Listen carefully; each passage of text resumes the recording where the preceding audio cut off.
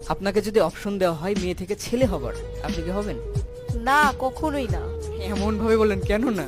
আপনি যদি আমাকে বলেন পাখি হইতে পাখি হব, বিড়াল হইতে বলে বিড়াল হব, কুকুর হইতে বলে কুকুর হব, কিন্তু আমি কখনো ছেলে হব না ভাই। কারণ দেখে আসতেছি যে ছোটবেলা থেকে ছেলেরা অনেক স্ট্রাগল করে, তাদের হচ্ছিল দায়িত্ব নিতে হয়, ফ্যামিলির দায়িত্ব নিতে হয়, তারপর আবার হচ্ছিল বিয়ের পর ওয়াইফের দায়িত্ব নিতে হয়, বাচ্চা কাচ্চার এগুলোর দায়িত্ব নিতে হয়। আর ছেলেরা হচ্ছিল যদি পড়াশোনা না করে তাদের কোনো দাম থাকে না, ভালো কোনো জব পায় না, ওরকম কিছু করতে পারে না।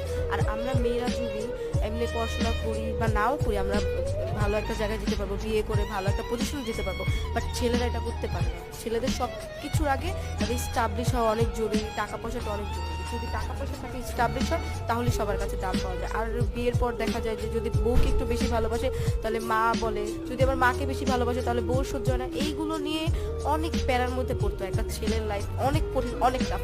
তো আমি ভাই একটা ছেলে কখনোই হতে পারবো না।